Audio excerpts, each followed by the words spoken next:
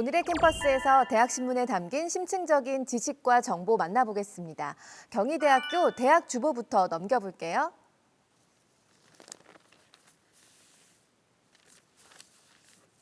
경희대 후마니타스 칼리지 이모키 교수님이 자신의 저서를 소개하는 글, 1920년대를 활보했던 불온한 신여성들을 쓰셨는데요. 이 글 가장 먼저 읽어볼게요.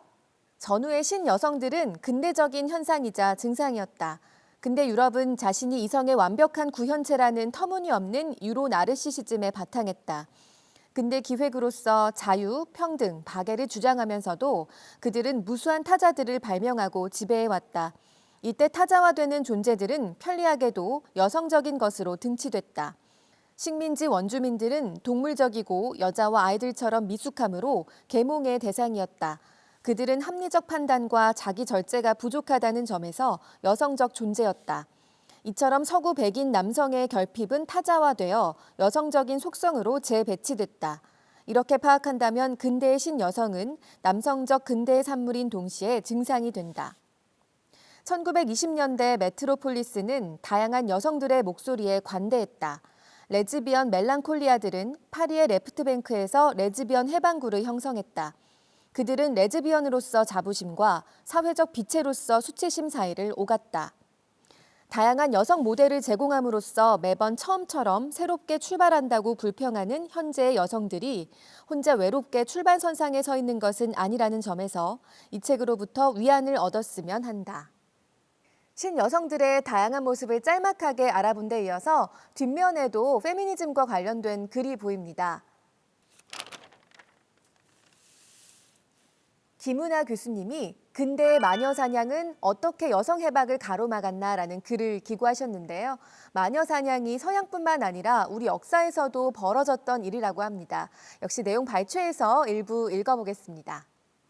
박경리의 표류도는 1950년대 마녀 사냥에 대한 여성 작가의 생생한 증언 서사다. 표층 서사만 보자면 이 작품은 전쟁 미망인으로 다방을 경영하는 강연회와 유부남 저널리스트의 사랑 이야기다. 그러나 연애 소설의 의장을 빌어 전후 한국의 가부장제에 대한 비판적 해부를 시도했다는 분석도 가능하다. 박경리는 전쟁 미망인인 주인공을 중심에 두고 사회 재건의 미명을 내건 풍기문란의 젠더 정치를 재구성한다. 1950년대 한국 사회에서는 여성을 마녀로 내모는 젠더 호명으로서 아프레걸이 빈번히 거론됐다. 아프레걸은 사전에 의하면 2차 세계대전 후 사회의 혼란, 빈곤, 불안, 공포, 반항, 폭력, 파괴, 무정견을 거쳐서 구질서에 반항하고 방황하는 한때의 젊은 세대를 지칭하는 불어, 아프레게르에서 온 말이다.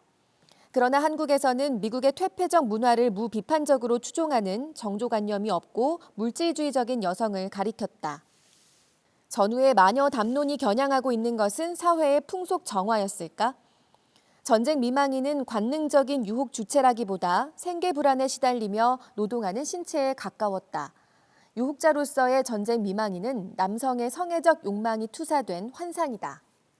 우리 역사에서도 여성을 마녀화해서 전형적인 틀 안에 가뒀다는 이야기, 소설가 박경리의 표류도라는 책을 예로 들어 설명했는데요. 마무리 부분도 한번 읽어보겠습니다.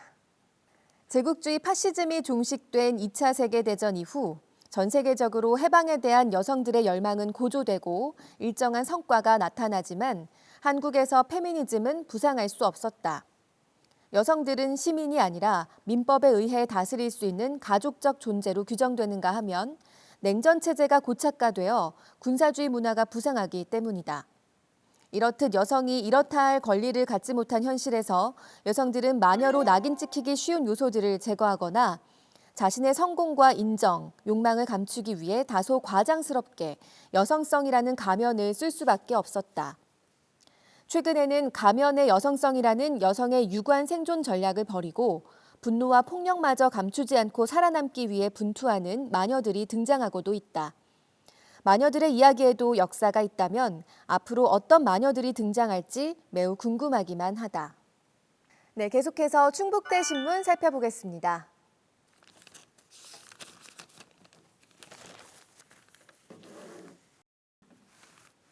전동 킥보드 안전 논란 속 개정된 도로교통법이라는 기사 김민수 기자가 썼네요.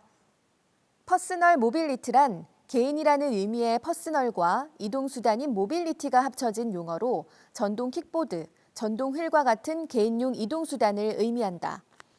지난 2017년 한국교통연구원은 보도자료를 통해 2016년 6만 대 수준이었던 국내 개인형 이동장치의 판매량이 2022년에는 3배 이상 증가해 20만 대에 이를 것으로 전망했다.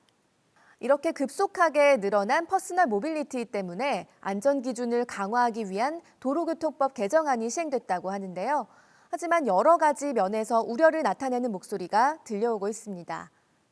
한희숙 씨는 전동 킥보드 이용자들의 안전과 직결된 보호장비 착용도 엄격히 규제해야 하지만 보행자와의 접촉 사고를 방지할 방안도 강구돼야 한다라며 그런데 이번 도로교통법 개정으로 전동 킥보드의 자전거 도로 이용이 허용되면 보행자와의 접촉 사고가 더 증가하지 않을까 우려된다라고 말했다. 2009년 무렵 정부는 보행자들의 우측 통행을 유도하기 위해 수많은 캠페인을 벌였지만 보행자 우측 통행이 보편화되기까지 1년 반이라는 시간이 걸렸다. 간단한 수칙임에도 사회에 자리 잡기까지 수많은 시간이 걸렸는데 전동 킥보드 이용자의 인식 개선은 더 많은 시간이 필요할 것이다. 이미 도로교통법 개정안이라는 주사위가 굴려진 상황에서 오는 12월부터는 개정된 도로교통법이 효력을 발휘한다.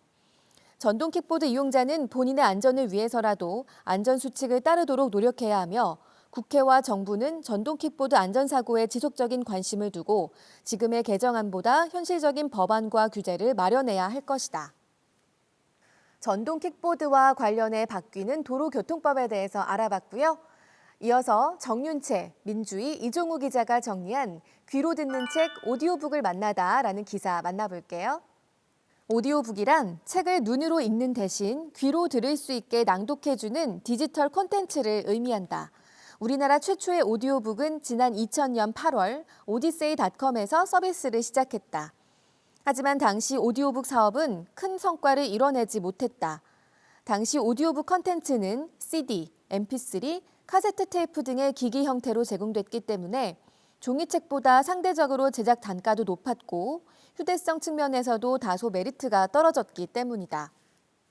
그러나 몇 년의 시간이 흐른 지금 시장의 판도는 완전히 바뀌었다. 정보기술과 오디오북의 편의성을 극대화하는 스마트폰과 스마트 스피커 등 전자기기의 발달이 오디오북의 성장을 촉발하는 계기가 된 것이다. 구매가 아닌 구독 형태의 콘텐츠 소비 방식을 선호하는 현대인들의 소비 경향도 오디오북 시장의 주요 성장 요인 중 하나다. 이런 요인들로 인해서 오디오북 시장이 급격히 성장했는데 최근에는 오디오북 스트리밍 서비스가 시작됐다고 합니다. 그럼 오디오북의 매력은 뭔지 알아볼까요? 첫 번째는 바로 편의성이다. 종이책이나 전자책보다 눈도 덜 필요한데 귀로 듣기만 하면 되니 시공간의 제약에서도 자유롭다. 두 번째는 멀티태스킹이다. 트렌드 모니터 조사 결과에 의하면 37%의 응답자가 들으면서 다른 일을 할 수 있다를 오디오북의 장점으로 꼽았다. 마지막으로 세 번째는 경제적이라는 점이다. 오디오북은 금전과 시간적인 면에서 모두 경제적이다. 이런 수요에 발맞춰 실제 국내 오디오북의 대부분은 2시간 이내 분량으로 요약, 축약, 발췌 형태로 기획되고 있다. 국내 오디오북 시장은 앞으로 더 크게 성장할 전망이라고 합니다. 해결해야 할 과제는 있지만 소비자들의 관심이 지속적으로 증가하고 있고 발전 가능성도 높다고 하는데요. 그럼 기사의 마지막 부분 읽어볼게요. 국내 오디오북 시장의 성장 조건에 대해 전소미 매니저는 국내 오디오북이 보다 건강하게 성장하기 위해서는 우선 독서율 저조 문제가 꼭 해결돼야 한다. 독서에 부담을 느끼는 사회적 인식을 개선하는 데 오디오북이 도움이 됐으면 한다. 밀리의 서재라는 플랫폼이 잘 되는 것도 사업적으로 중요하지만 오디오북이나 여러 가공 콘텐츠를 통해 국민의 독서에 대한 부담이 해소됐으면 하는 바람이다. 다양한 방식으로 책을 접하며 독서와 친해지는 과정으로 삼았으면 좋겠다라고 말했다. 끝으로 지영균 차장은 오디오북은 책의 또 다른 모습이다. 책이 가지고 있는 기본 속성을 기반으로 한 읽기의 다른 방법이다. 눈이 아닌 귀로 책을 읽는 일이기에 가볍게 접근하시되 깊이 있게 들어주셨으면 좋겠다라며 오디오북 소비자에게 짧은 부탁을 남겼다. 책을 읽고는 싶은데 여러 가지 여건상 어려운 분들에게 오디오북이 좋은 대안이 될 수 있겠네요. 특히 책보다 영상이 익숙한 세대들에게는 딱 맞는 서비스일지 모르겠다는 생각이 듭니다.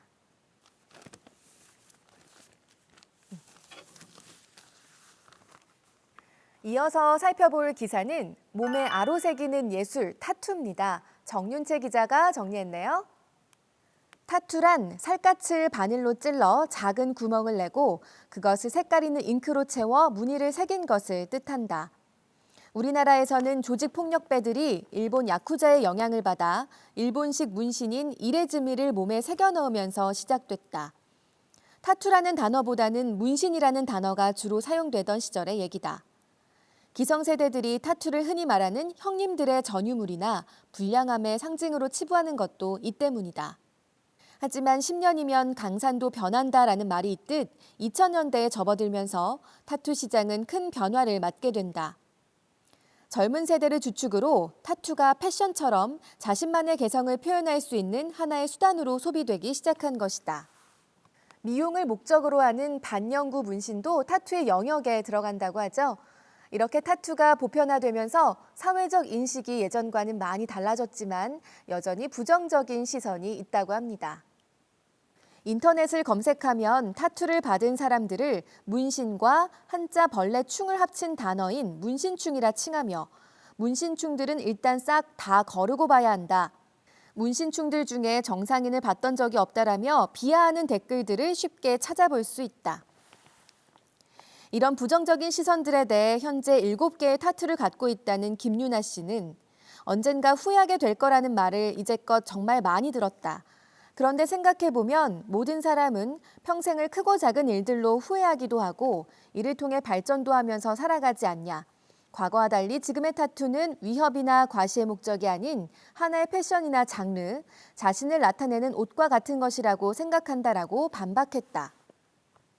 우리 학교 우수연 학생은 타투에 대해 부정적으로 생각하는 건 어쩔 수 없다지만 다른 사람의 감정을 상하게 하는 말은 조심하는 게 맞다고 생각한다라고 소신을 밝혔다. 타투에 대한 학우들의 의견 잠시 살펴봤고요. 계속해서 군산대 신문으로 이동하겠습니다.